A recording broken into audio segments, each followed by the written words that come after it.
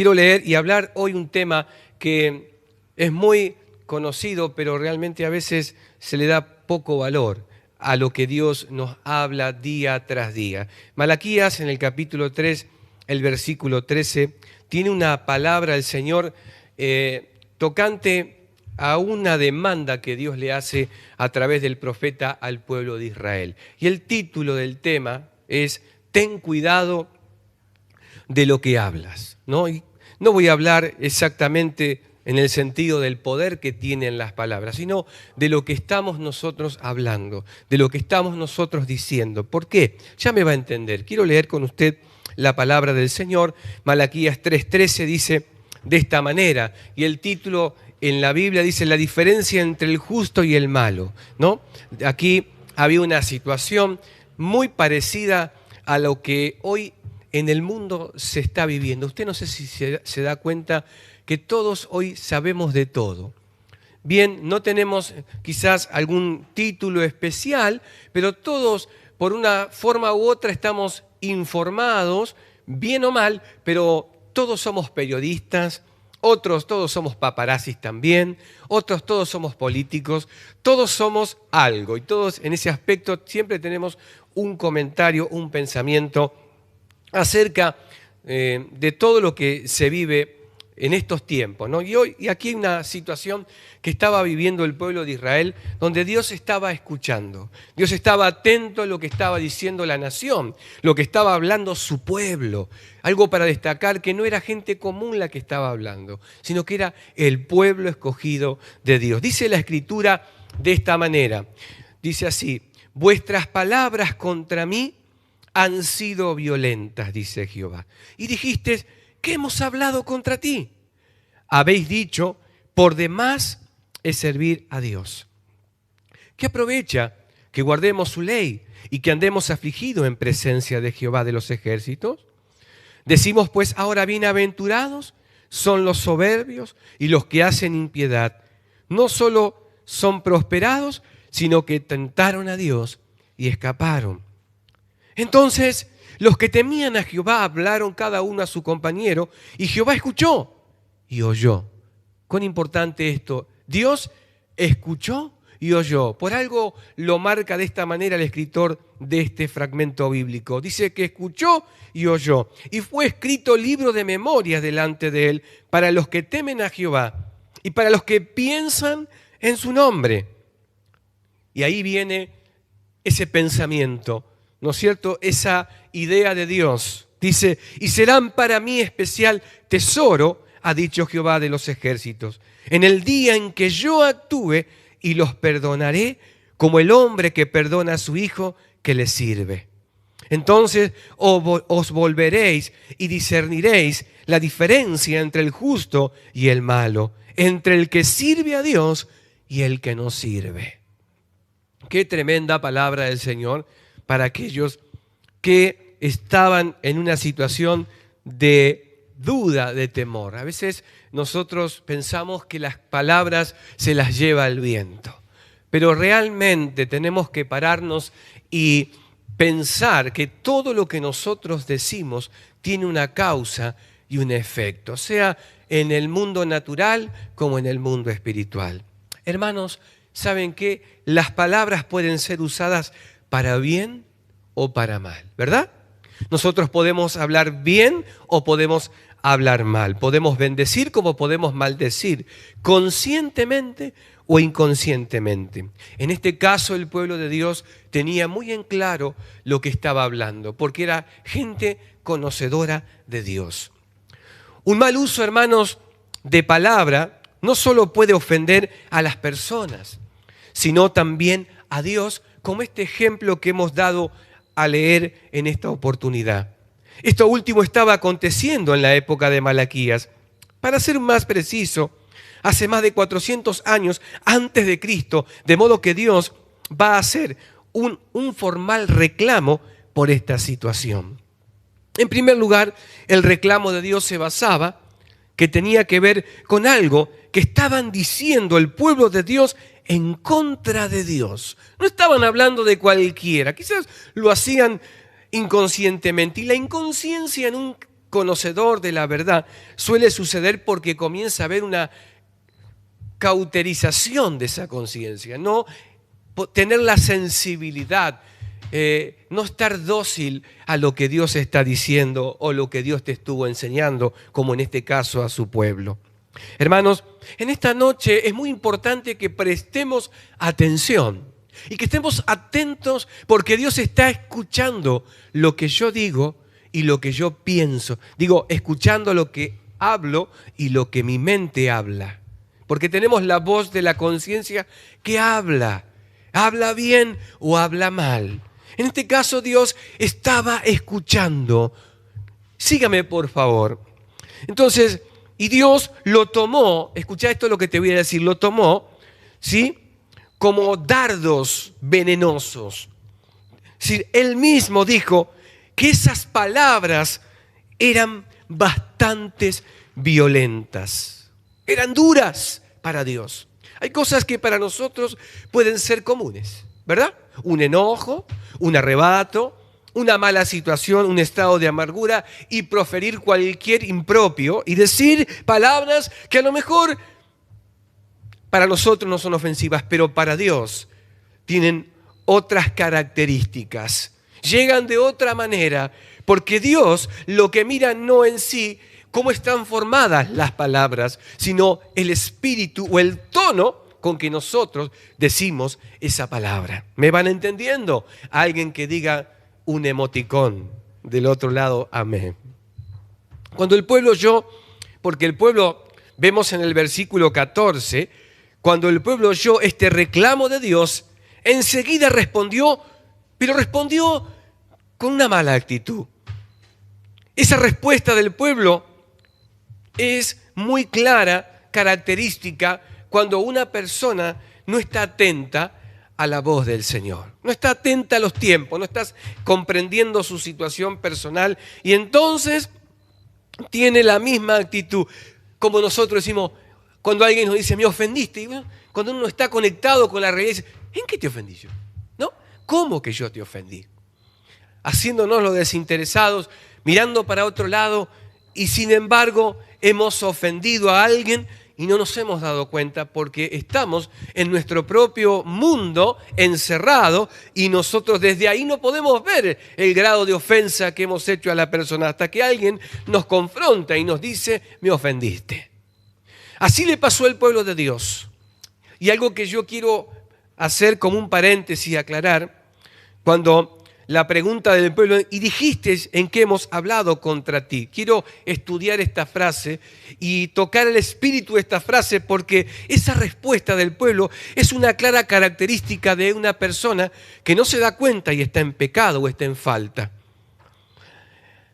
Hermanos, no toma dimensión la persona que está en una situación, como ya nombré, de transgredir los propósitos, los planes de Dios, que antes de darse cuenta, no toma conciencia del impacto que puede causar la persona que tal acto de falta comete ante una persona o ante Dios. En la mayoría de los asuntos relacionados con el pecado se piensa que es algo inofensivo, que no va a producir ningún resultado lamentable. A veces nosotros pensamos que Dios es alguien medio tonto o medio, discúlpenme la expresión, pero usted me va a entender el espíritu de la palabra. El Señor es medio ignorante, medio como que no tiene la capacidad y que todo lo va a dejar pasar por alto porque es Dios. Dios no puede quebrantar su palabra. Él es fiel a su palabra y sobre todo la demanda y la pregunta de Dios estaba sobre alguien que conocía muy bien la ley divina. Todo el reclamo no vino para un solo grupo. Era un grupo de personas, estaban los levitas, estaban los sacerdotes, estaban todos en un lugar cometiendo actos impropios delante de Dios, ofendiendo directamente la voluntad de Dios. La actitud de la nación, ejemplo en los capítulos de Malaquías, capítulo 3, verso 10, robarle al Señor. La actitud de robar, quedarse con lo que le pertenece a Dios. Hermanos, con mucho cuidado, hermanos, Dios estaba observando a su pueblo. No solamente miraba, sino que escuchaba. Porque había gente que amaba a Dios.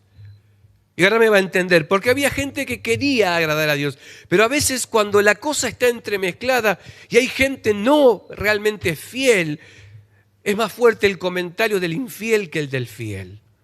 Pero Dios estaba trabajando con su pueblo y lo estaba preparando, lo estaba educando porque tenía que dejarle un mensaje claro y anunciar la venida del Mesías.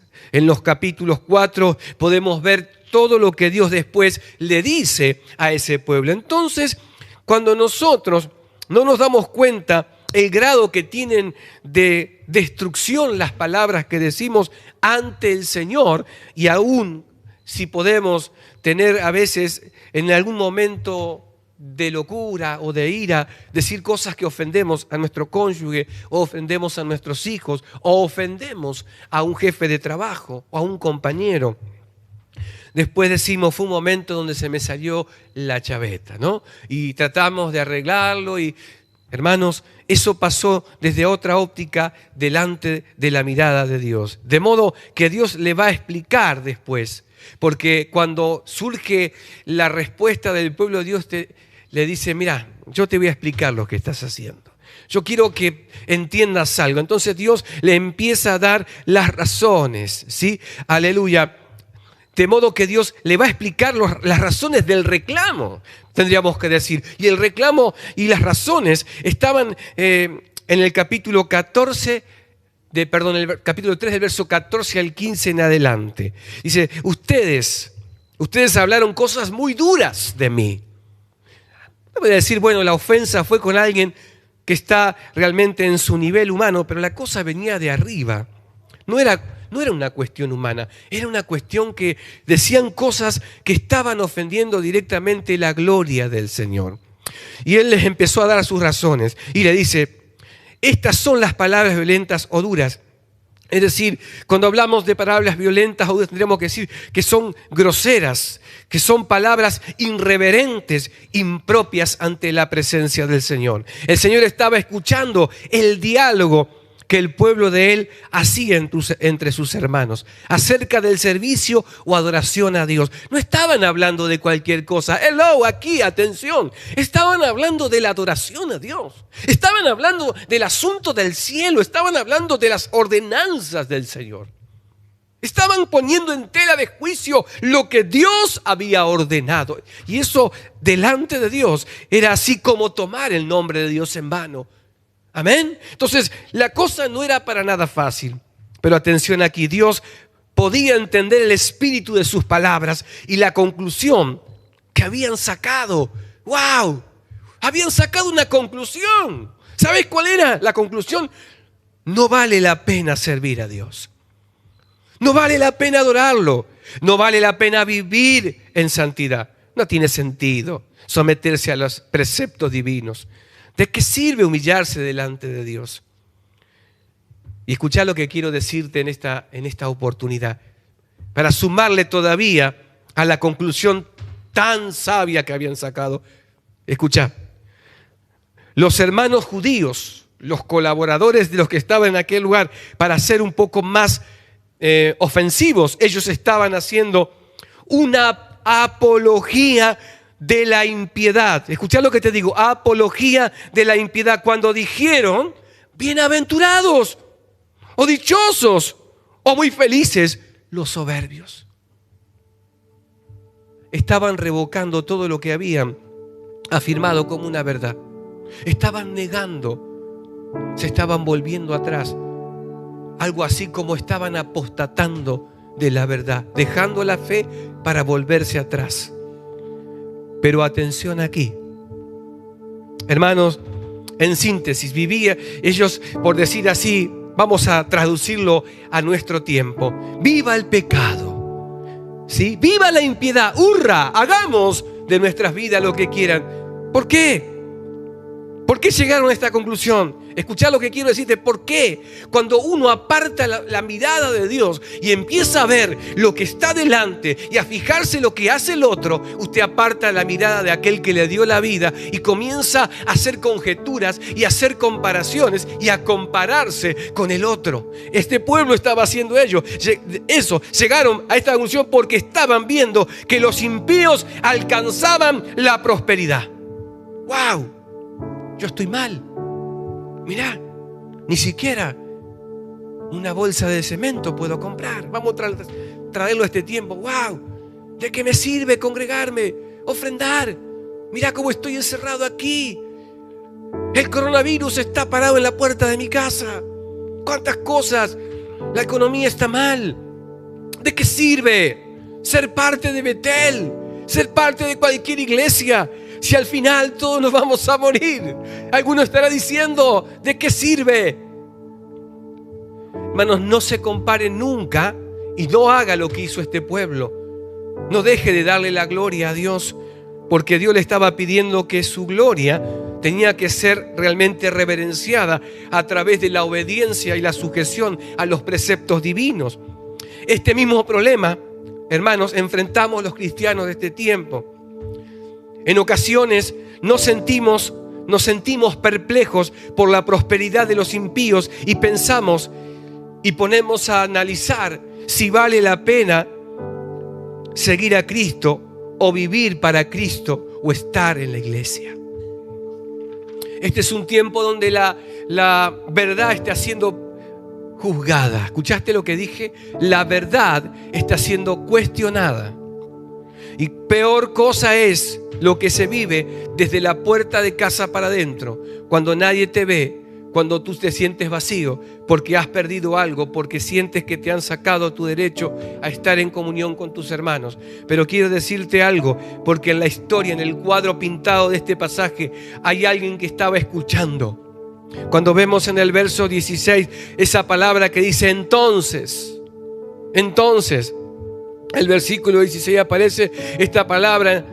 Entonces está diciendo que hubo un grupo que reaccionó, hubo un grupo que reconoció, hubo un grupo que se paró a pensar en lo que estaba diciendo. Ese grupo entendió que estaban en error, tomaron una decisión distinta, cambiaron su actitud, se dispusieron a adorar a Dios en espíritu y en verdad, porque si no, Dios no hubiese lanzado la promesa de bendición, no hubiese lanzado la promesa de restauración, no hubiese lanzado la promesa, ustedes para mí son alguien especial. Aleluya. Entonces hablaron cada uno con sus compañeros para formar un grupo de adoración al Señor. Se reconocieron y honraron, se reivindicaron y se volvieron a Dios. Eso hizo que Dios escuchara y que, aleluya, tomara en cuenta el Señor, aleluya, y tuviera en cuenta la buena actitud. Hermanos, habían tomado un cambio, porque tenemos que observar la palabra. Cuando Él cambia su actitud frente a un pecado, es porque el hombre reevaluó su condición y dijo, yo no puedo seguir de esta manera.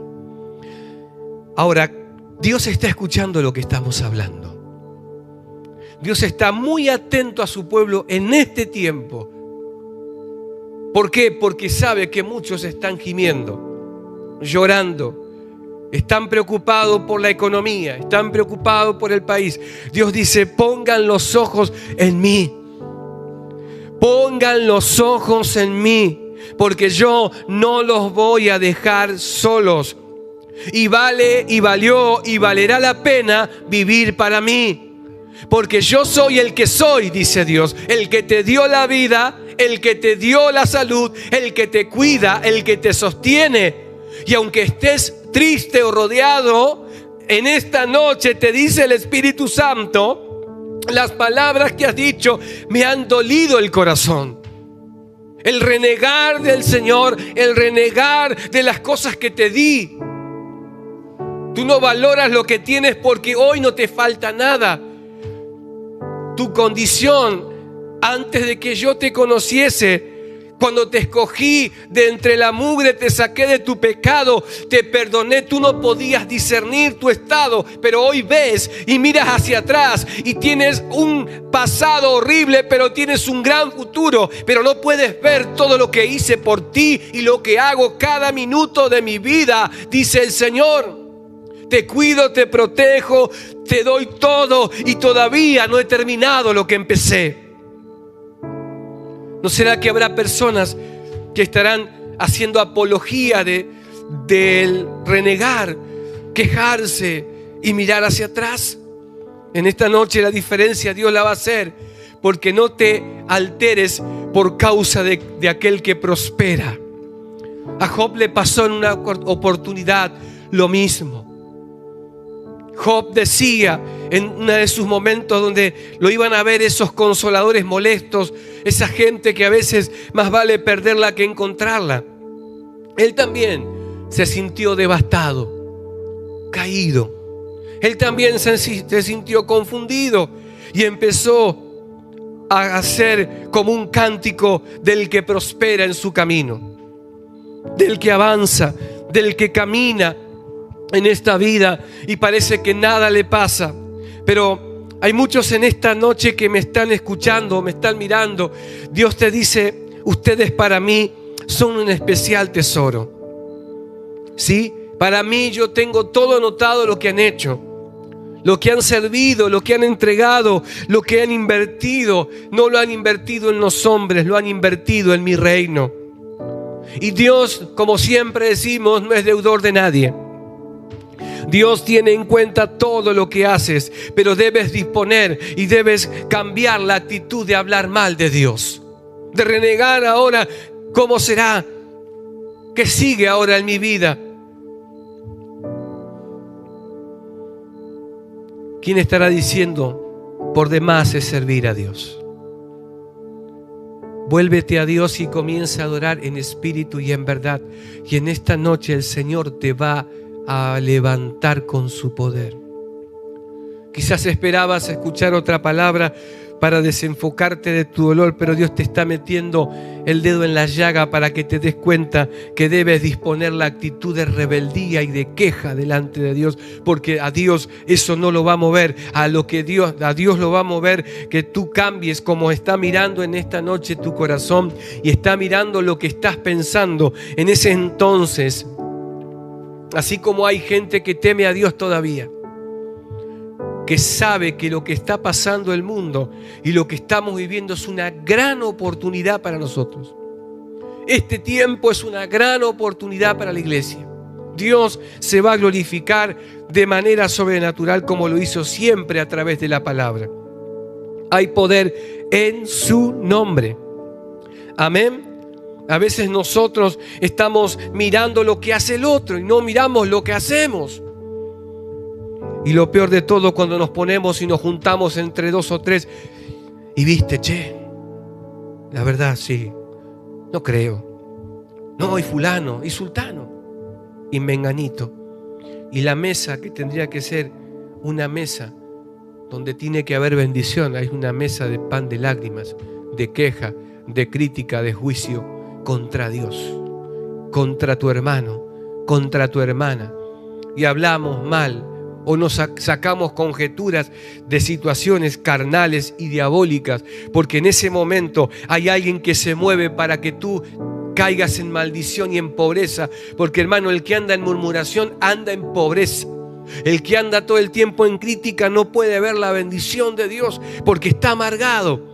Pero en esta noche el Señor quiere desatar esas ligaduras de muerte y de opresión y elevarte en victoria. ¿Me estás entendiendo? Dios quiere que salgas de esa situación, esas palabras que has usado algún momento para bien y hoy las estás usando para mal. En algún momento esos labios se abrieron para alabar a tu Creador y hoy se están abriendo para quejarse. Se están abriendo para decir cualquier cosa. Pero atención aquí, Dios te dice: tú para mí sigues siendo especial tesoro. No importa, estoy viendo, pero detente porque tus palabras son violentas. Detente por lo que tú dices, a mí me ofende. me contrista y me aleja de ti. Yo soy el Espíritu Santo que quiero morar en ti, que quiero estar en ti, que quiero darte nuevas fuerzas, que quiero enseñarte mi palabra y te quiero preparar para el día de la venida de mi Hijo. Yo estoy contigo, no dejes que se apague la llama que yo un día encendí en tu corazón. No permitas que se aparte mi espíritu de ti. Levántate y resplandece en este tiempo y ponte en pie y cambia la actitud. Cambia la actitud que has dispuesto en decir: Dios está lejos, no vale la pena. Sí que vale la pena, porque nuestra morada, dijo el apóstol Pablo, aunque se deshiciese, una morada tenemos en el reino de Dios. Porque nuestra esperanza no está puesta en las cosas de este mundo.